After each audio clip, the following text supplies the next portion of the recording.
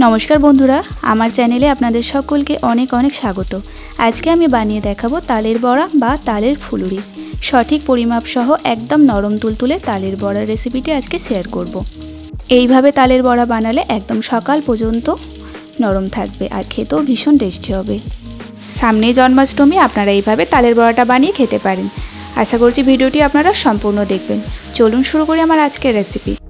तालेर बड़ा बानानोर जोन्नो एकटा बड़ो साइजेर बाटीते करे मेपे एक बाटी परिमाणे गमेर आटा दिए दिलाम और এই বাটি করে বাকি উপকরণগুলো দেব। আপনারাও একটা বাটি এইভাবে মাপ করে নেবেন। এবার ওই একটা বাটি করে মেপে আমি দিয়ে দিচ্ছি হাফ বাটি পরিমাণে ময়দা। এবার আমি দিয়ে দিচ্ছি চালের গুঁড়ো। তবে এই চালের গুঁড়োটা আমি বাড়িতে বানিয়ে নিয়েছি। হাফ কাপ মতো সেদ্ধ চাল 2 ঘন্টা মতো ভিজিয়ে তারপরে চালটা একটু শুকিয়ে নিয়ে শিলনোড়ার সাহায্যে একটু দানা দানা করে বেটে নিয়েছি। চালের গুঁড়োটা দিচ্ছি এক বাটির 4 ভাগের 1 ভাগ। তবে এই জায়গায় আপনারা বাজারের কেনা চালের গুঁড়োটাও ব্যবহার করতে পারেন। এখন দিয়ে দিচ্ছি একই বাটি করে মেপে হাফ বাটি পরিমাণে চিনি। এরপরে দিয়ে দেব স্বাদ মতো লবণ। এবার দিচ্ছি কিছুটা মৌরি, গোটা মৌরি এখানে দিয়ে দিলাম। এবার সব কিছু একসঙ্গে ভালোভাবে একটু মিশিয়ে নিতে হবে। এবার তালের বড়ার জন্য ব্যাটারটা মেখে নিতে হবে আর অবশ্যই তালের পাল্প দিয়ে ব্যাটারটা মেখে নিতে হবে। এখানে প্রথমে এক বাটি পরিমাণে তালের পাল্প ময়দার মধ্যে দিয়ে দিচ্ছি।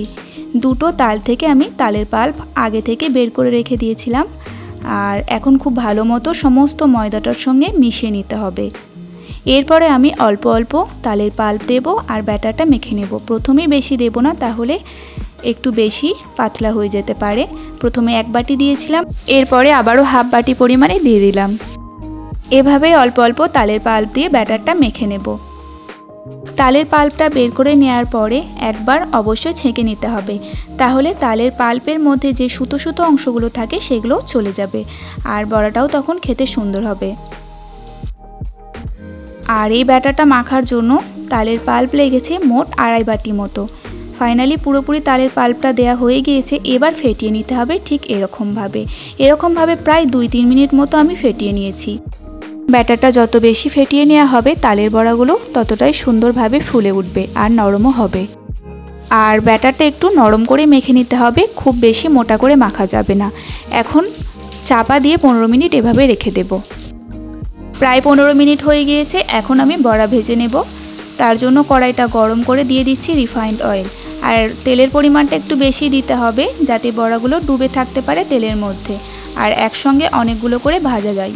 আর তেলটা অবশ্যই মিডিয়াম গরম করতে হবে। মিডিয়াম ফ্লেমে তেলটা গরম করে এখন একটা একটা করে বড়া দিয়ে দিচ্ছি।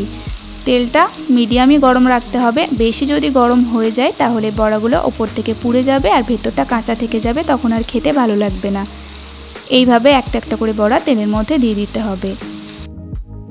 আর তেলের মধ্যে দেওয়ার সঙ্গে সঙ্গে বড়াগুলো ভীষণ সুন্দরভাবে ফুলে উঠছে।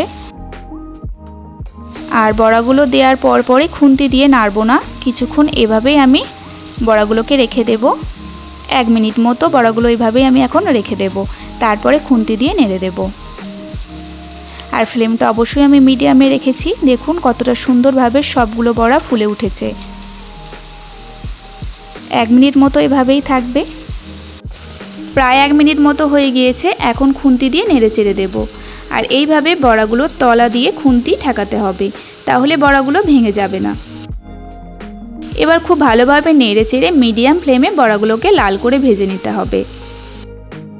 আর এভাবে বারবার খুন্তি দিয়ে নেড়ে চেড়ে যেতে হবে, তাহলে বড়াগুলো সব থেকে সমানভাবে ভাজা হবে। বড়াগুলো ভাজতে বেশ কিছুটা সময় লাগবে। বারবার খুন্তি দিয়ে এইভাবে নেড়ে চেড়ে দিলে বড়াগুলো সব দিক থেকে সমানভাবে ভাজা হবে। আর এই তালের বড়া ভাজতে বেশ কিছুক্ষণ সময় লাগে। প্রায় 15 মিনিট মতো ভেজে নিয়েছি আর তালের বড়ার মধ্যে হালকা একটা কালার চলে এসেছে, তবে আরও কিছুক্ষণ ভেজে নিতে হবে। আবারও কিছুক্ষণ ভেজে নিলাম আর এখন তালের বড়াগুলো একদম ভাজা হয়ে গিয়েছে। একটা লাল কালার চলে এসেছে আর এরকম লাল অবস্থাতেই নামিয়ে ফেলবো, কারণ ঠান্ডা হয়ে গেলে এই তালের বড়ার কালারটা আরও একটু চেঞ্জ হয়ে যাবে। একটা ছাঁকনি করে ছেঁকে তালের বড়াগুলো নামিয়ে নিচ্ছি তেল ঝরিয়ে।